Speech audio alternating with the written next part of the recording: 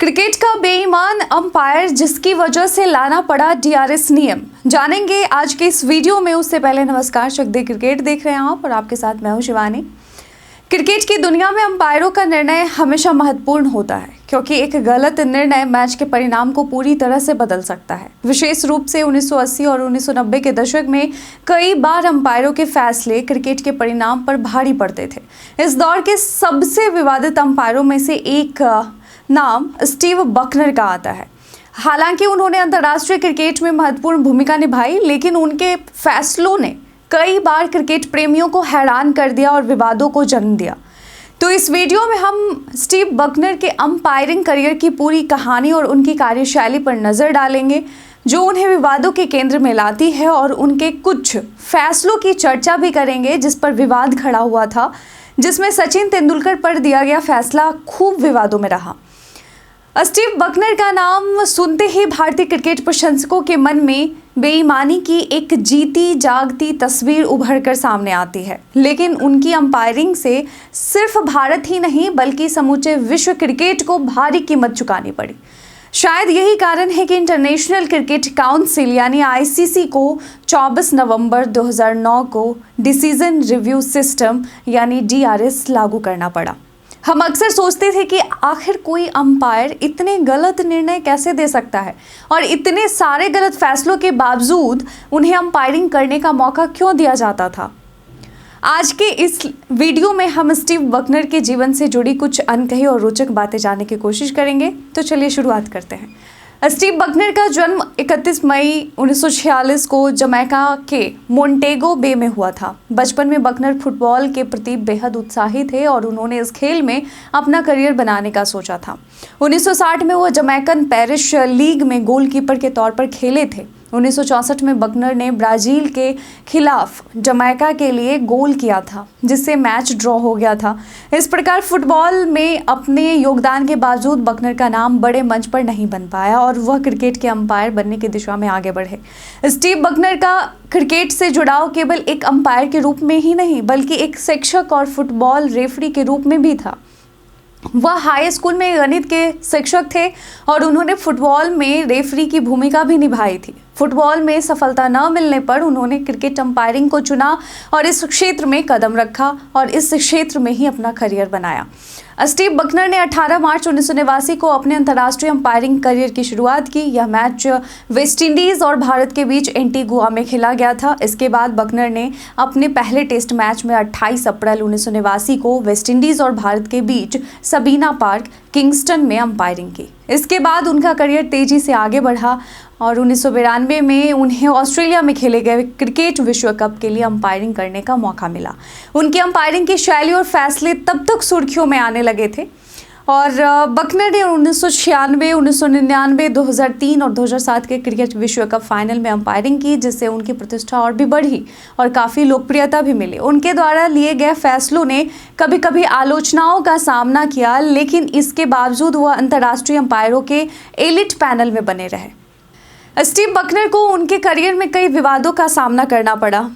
उनकी अंपायरिंग पर सबसे ज़्यादा सवाल तब उठे जब उन्होंने कई ऐसे फैसले दिए जो क्रिकेट प्रशंसकों और विशेषज्ञों के लिए समझ से परे थे।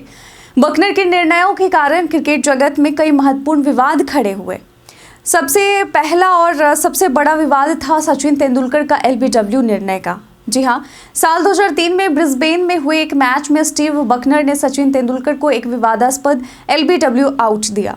उस समय जेसन गिलस्पी द्वारा फेंकी गई एक गेंद सचिन के पैड के ऊपर लगकर विकेट कीपर के पास गई थी। इसके बावजूद बकनर ने तेंदुलकर को आउट दे दिया, जो उनके करियर का उस सबसे विवादास्पद निर्णय माना गया।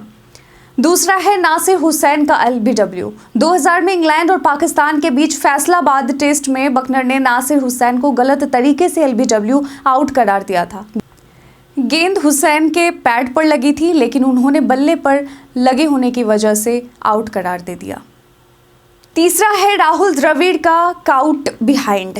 2008 में भारत और ऑस्ट्रेलिया के बीच एडिलेड टेस्ट में बकनर ने राहुल द्रविड़ को काउट बिहाइंड आउट दे दिया, जबकि गेंद उनके बैट से नहीं लगी थी। इस निर्णय ने बकनर की सटीकता पर सवाल उठाए थे। इसके बाद आता है ईशांत शर्मा और एंड्रयू साइमंड्स का विवाद, जो कि 2007-8 में बॉर्डर गावस्कर ट्रॉफी के दौरान हुआ।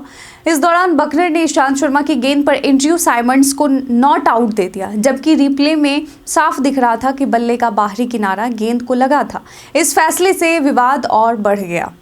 तो इतने विवादित फैसले के बाद भी बकनर क्यों लंबे समय तक अंपायरिंग करते रहे, यह बहुत बड़ा सवाल है। आज भी क्रिकेट प्रशंसकों के मन में होता है। लेकिन 1994 में आईसीसी द्वारा पेश की गई एक नीति थी। इस नीति के तहत प्रत्येक टेस्ट मैच में 2 अंपायर होते थे। दोनों अंपायरों में से एक अंपायर को अंतर्राष्ट्रीय पैनल से चुना जाता था, जो खेल रहे दोनों देशों से स्वतंत्र होता था, यानी वह किसी भी प्रतिस्पर्धी देश का निवासी नहीं होता था।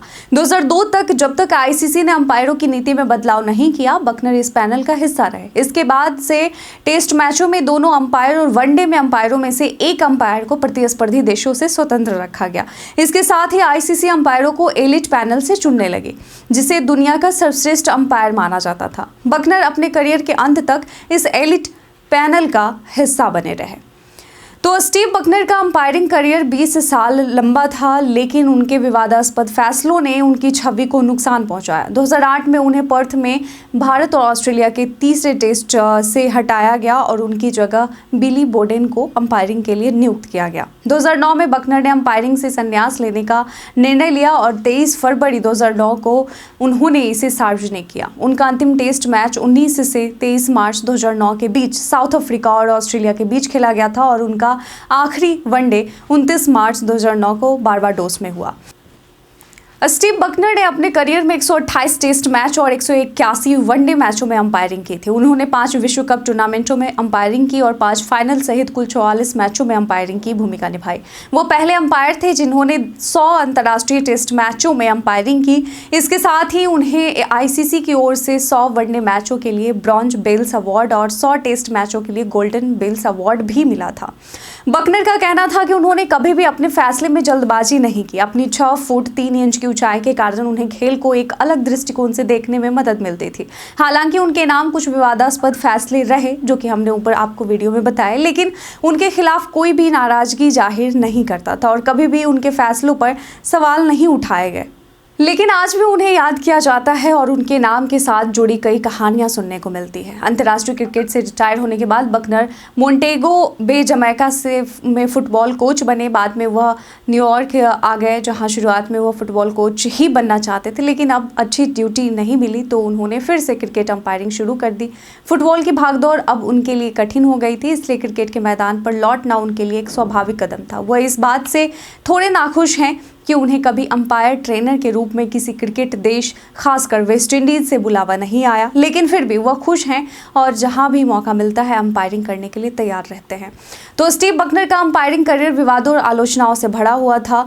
उनके द्वारा किए गए कई फैसले क्रिकेट जगत के इतिहास में याद किए जाएंगे। हालांकि उनके करियर में आलोचनाओं का सामना करना पड़ा, लेकिन उन्होंने 20 सालों तक अंतर्राष्ट्रीय क्रिकेट में अपनी भूमिका निभाई और कई महत्वपूर्ण मैचों में अंपायरिंग की। चाहे जो भी वजह हो, उनके फैसलों ने खेल के नियमों और उनके सुधार की दिशा में काम किया, जिससे अंततः डिसीजन रिव्यू सिस्टम कह सकते हैं कि बकनर की वजह से ही यह डीआरएस नियम का गठन हुआ। तो उनकी अंपायरिंग के विवादों ने क्रिकेट के खेल को एक नया दृष्टिकोण दिया और भविष्य में अंपायरिंग के सुधार की दिशा में कदम भी उठाए गए। आज भी स्टीव बकनर का नाम क्रिकेट जगत में एक विवादास्पद अंपायर के रूप में लिया जाता है। तो क्या आपने बकनर की अंपायरिंग देखी है लाइव मैच में? अपना जवाब में कमेंट सेक्शन में लिखकर जरूर बताइएगा। क्रिकेट की तमाम खबर के साथ अपडेट रहने के लिए देखते रहें चक दे क्रिकेट। धन्यवाद।